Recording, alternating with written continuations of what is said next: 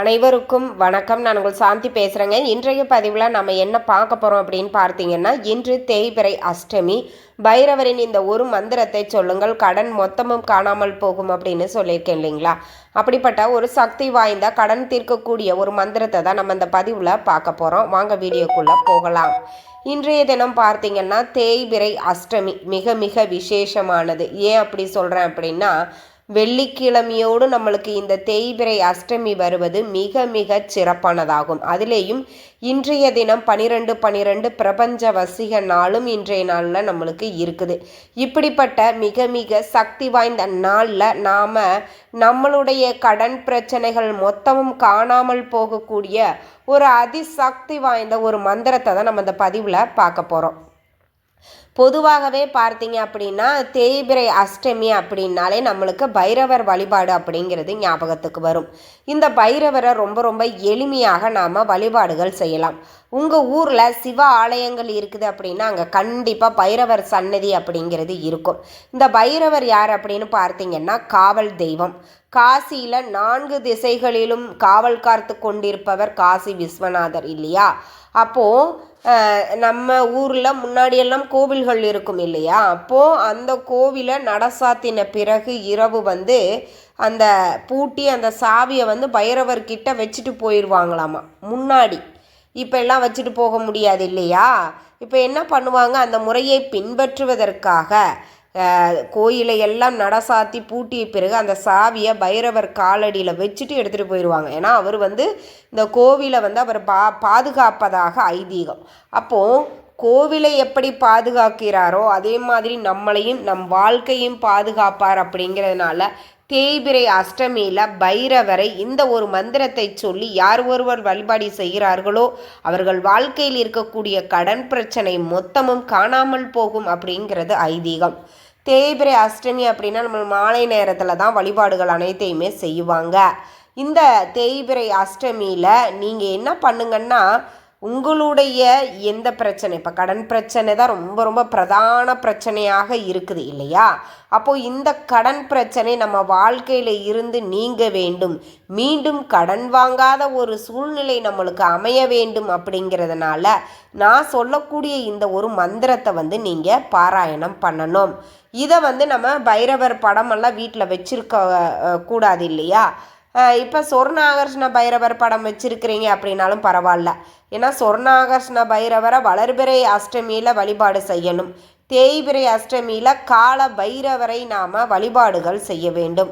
உங்கள் வீட்டிற்கு அருகில் இருக்கக்கூடிய கோவிலுக்கு சென்று அபிஷேகத்திற்கு தேவையான பொருட்களை வாங்கி கொடுத்து, உங்களுக்கு நான் 3 தீபங்கள் சொல்கிறேன். நம்மளுடைய வாழ்க்கையில் இருக்கக்கூடிய கடன் பிரச்சனை மட்டும் இல்லை, வெளியில் சொல்ல முடியாத அளவுக்கு பலர் வாழ்க்கையிலையும் பல பிரச்சனைகள் இருக்குது. அந்த நம்ம வாழ்க்கையில் இருக்கக்கூடிய பிரச்சனைகள் அனைத்தும் நீங்க வேண்டும். எப்படின்னா வெண்பூசணிக்காய் தீபம் போடலாம், தேங்காய் தீபம் போடலாம், எலும்புச்சம்பழ தீபம் போடலாம். இதில் உங்களுக்கு எது வேணுமோ அதை போட்டுக்கோங்க. இந்த வெண்பூசணிக்காய் தீபத்தை நல்லா 2ஆக வெட்டிட்டு அதில் உள்ளே இருக்கிற சீட்ஸ் எல்லாம் எடுத்து ரிமூவ் பண்ணிவிட்டு மஞ்சள் குங்குமம் வச்சு இழுப்ப எண்ணெய் இருந்தால் ஊற்றுங்க, ரொம்ப விசேஷம். அது இல்லைன்னா நல்லெண்ணெய் ஊற்றிக்கோங்க. ஒரு சிகப்பு நிற துணியில் சின்னதாக கட் பண்ணி எடுத்துக்கோங்க. அதில் 27 அப்படிங்கிற எண்ணிக்கையில் மிளகு நீங்கள் வச்சுட்டு அதில் அந்த மிளகு தீபம் போட்டிங்க அப்படின்னா கண்டிப்பாக உங்கள் வாழ்க்கையில் இருக்கக்கூடிய அனைத்து பிரச்சனைகளும் நீங்கும். அந்த கடுகு என்ன பண்ணும், நெருப்பு போட்டோன்னே டப்பு டப்பு டப்புன்னு வெடிச்சு செதறும். அதே மாதிரி தான் உங்கள் வாழ்க்கையில் இருக்கக்கூடிய பிரச்சனைகள் அனைத்தையும் சிதறி அடித்து ஓடக்கூடிய அந்த பிரச்சனைகளை கண் காணாமல் போகக்கூடிய வழியைத்தான் பைரவர் நம்மளுக்கு காட்டுவார். சரி, இப்போ தீபம் ஏற்றியாச்சு. இது எல்லாமே கோவிலில் தான் ஏற்றணும். வீட்டில் நீங்கள் சொர்ணாகர்ஷ்ண பைரவருக்கு ஏற்றுறீங்கன்னா நல்லெண்ணெய் இல்லைன்னா நெய் விட்டு தான் தீபம் ஏற்றி வச்சுக்கணும். வச்சுட்டு பைரவர்கிட்ட மனமுருகி நல்லா பிரார்த்தனை பண்ணிக்கோங்க. பிரார்த்தனை பண்ணிவிட்டு இப்போ உங்களுக்கு டிஸ்பிளேல தெரியுது பார்த்தீங்களா, இந்த மந்திரத்தை குறைந்தது 27 முறையாவது நீங்கள் பாராயணம் பண்ணுங்கள். அதிகபட்சம் 108 முறை இந்த மந்திரத்தை சொல்லி பாராயணம் பண்ணுங்கள். ஓம் திகம்பராய வித்மகே தீரகசிஷ்ணாய தீமகி தன்னோ பைரவ பிரச்சோதயாத் அப்படிங்கிற இந்த மந்திரத்தை சொல்லி மனமுருகி பிரார்த்தனை பண்ணிட்டு, குறிப்பாக கடன் பிரச்சனை தீர வேண்டும் அப்படின்னு மனதார உள்ளன்போடு பிரார்த்தனை பண்ணிக்கோங்க.